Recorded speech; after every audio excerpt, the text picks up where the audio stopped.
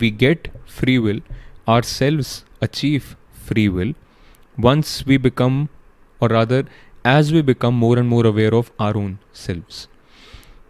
Now, what I mean, let me give you a very simple example. This is something I use in I've been using in almost all of my one-on-one sessions where I was talking about free will. So, consider me. I'm a 30-year-old guy, and I am in the lower rung of self-awareness. I do not think too much before reacting. I am always easily triggered. And therefore, if something happens in front of me and let's say I want to react in a certain manner by maybe being angry, maybe shouting at another person, etc., I just do that and be done with it. I'm that sort of a person. Now, there could be a host of reasons for why I am the way I am. It could be emotional neglect as a kid. It could be the fact that I was bullied by my friends as a kid and whatnot. There could be a host of other such reasons, right? But whatever be your reasons, if you are not aware of this part of your psyche, if you're not aware that you are the one who can actually control your anger, you are the one who can actually see that you are always being angry in the situation and it's not the situation that is making you angry. If you're not aware of this, you will keep acting in that direction.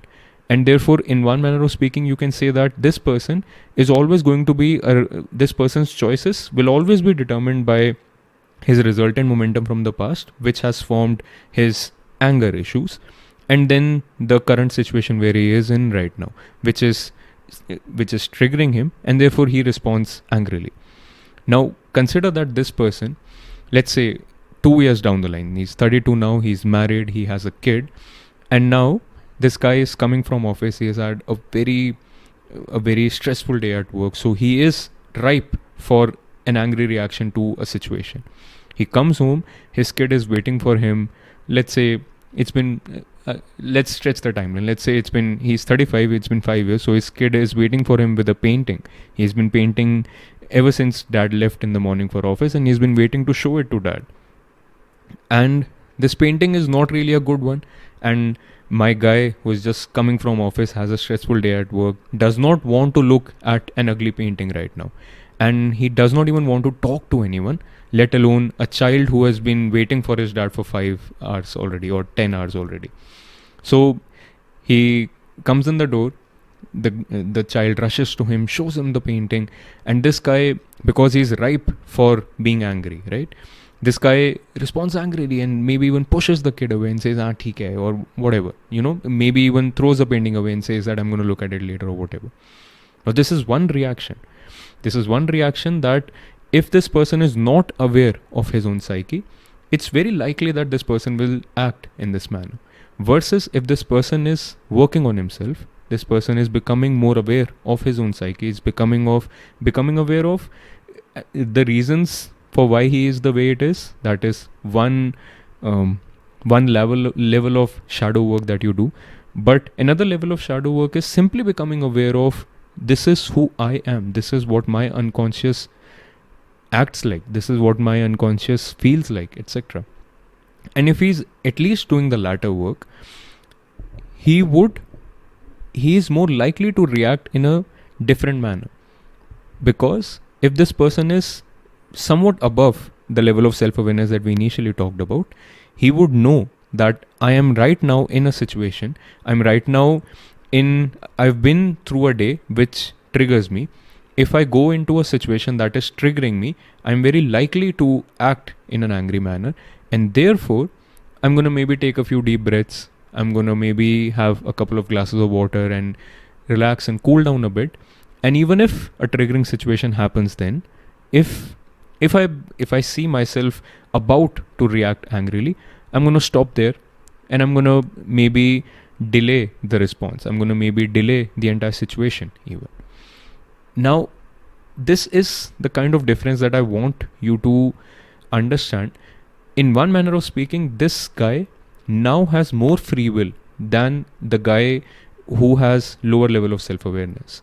Because a guy with low level of self-awareness would simply react because there is a resultant momentum from the past which gives him anger issues. There is a current situation which triggers the anger in him, and he responds angrily. This guy is a resultant momentum from the past which gives him anger issues.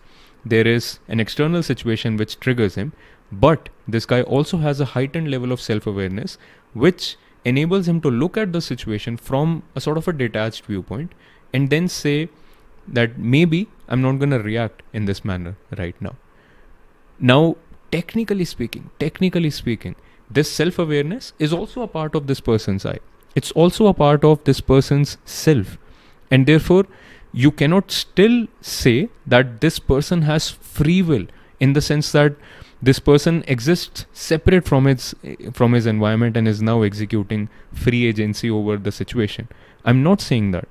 But what I'm trying to say is that this is the missing variable to the equation that almost all YouTube videos miss out. Almost all, even neurobiologists, even people discussing the topic of free will, the number one thing that I think they miss out is the fact that they do not talk about the fact that your I is never really separate from its surroundings, and therefore the question itself is sort of moot at some point. But even if it's not moot, the second thing that is extremely important to understand is that because you can distinguish, because you can differ from other people based on your level of self-awareness, a person with a heightened self-awareness, a person who is more aware of his or her own psyche, especially the unconscious parts of his or her own psyche, is closer to executing free will. Because there is this missing variable that a person who is very low in self-awareness, he cannot change, or rather there is almost no change that person brings to his choices compared to a person who understands that this is how I usually react to situations, this kind of situations usually trigger me, this is what usually happens or has been happening with my life so far, and because I'm aware of all of this, I am going to not react in this manner. All of this awareness is also a part of your I, but this is the only thing that you can actually have control over. This self-awareness is the only thing that can give you more agency over your own life compared to, let's say, an animal.